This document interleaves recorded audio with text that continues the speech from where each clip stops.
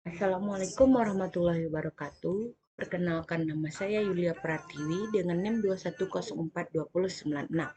Pada pertemuan ketiga ini saya akan mempresentasikan eh, relasi praktis politik dan kebijakan dalam mata kuliah Politik Kebijakan Publik yang diampu oleh Ibu dosen Dr. Randa Nora Eka Putri SIP MSI dalam studi Ilmu Administrasi Negara.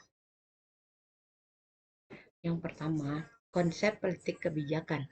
Politik merupakan usaha untuk menggapai kehidupan yang lebih baik. Orang Yunani kuno, terutama Plato dan Aristoteles, menamakannya sebagai endaimonia atau the good life.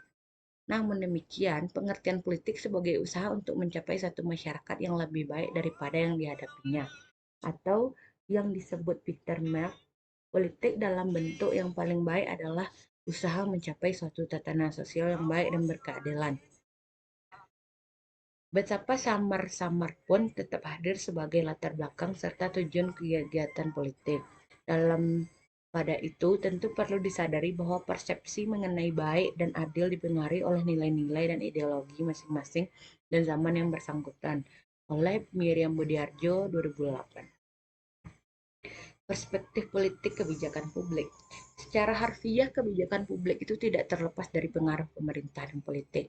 Karena sebuah kebijakan dibentuk oleh sekelompok orang yang memiliki kedudukan atau kekuasaan atau yang disebut dengan pemerintah dengan berlandaskan hukum dan tujuannya untuk menyelesaikan sebuah masalah yang berkembang di masyarakat dan sifatnya mengikat seluruh warga negara termasuk pemerintah.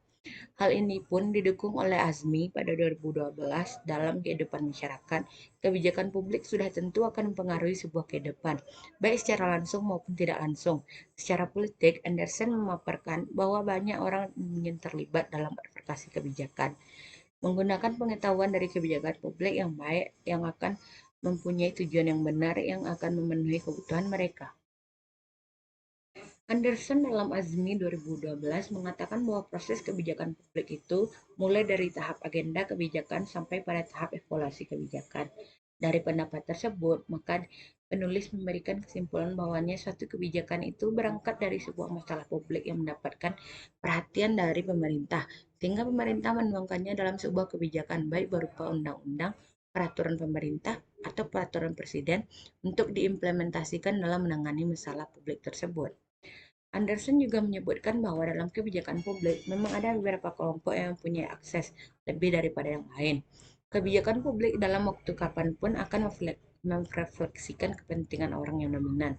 Dalam pembuatan kebijakan, baik secara ekonomi atau politik, individu atau siapapun akan didorong oleh pilihan-pilihan yang kemudian mencari untuk memaksimalkan keuntungan yang mereka dapatkan.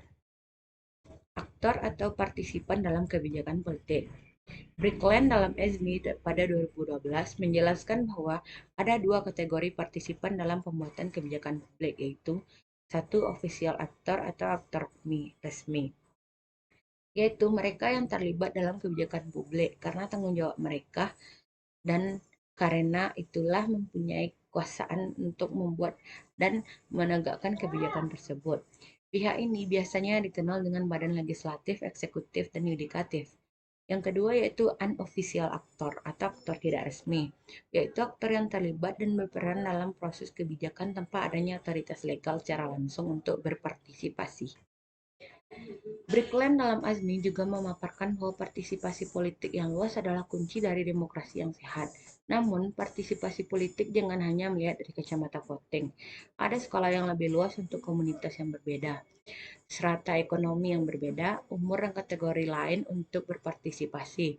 Pembuat kebijakan biasanya sensitif pada hal opini publik dan akhirnya kita dapat mengatakan bahwa publik umum sering tidak berpartisipasi dalam pembuatan kebijakan. Kelompok kepentingan ini dikatakan penting dan mungkin merupakan pusat dari proses kebijakan, karena kekuatan individu adalah keajaiban yang hebat ketika dibentuk secara kelompok. Oleh hal tersebut juga didukung oleh pendapat Lister dalam Azmi, menyatakan bahwa kewarganegaraan politik harus menjadi bagian dari masyarakat secara penuh. Karena ketika masyarakat menjalankan politik yang berbeda dengan lainnya, maka ia beresiko dimarginalisasikan sebagai politik yang tidak setara. Pemaparan dari para ahli di atas dapat disimpulkan bahwa kebijakan publik itu sangat dekat kegiatannya dengan politik. Karena kebijakan publik itu dibuat oleh aktor-aktor yang memiliki kedudukan di politik. Dan biasanya sesuatu yang dekat dengan politik itu lebih pro terhadap kelompok yang orang dominan. Oleh karena itu, kebijakan publik terkesan hanya memenuhi kebutuhan pihak-pihak dominan saja, tidak memenuhi kebutuhan publik atau masyarakat umum. Sebab itu, dibutuhkan evaluasi kebijakan untuk menelaah seberapa efektifkah sebuah kebijakan publik itu diimplementasikan.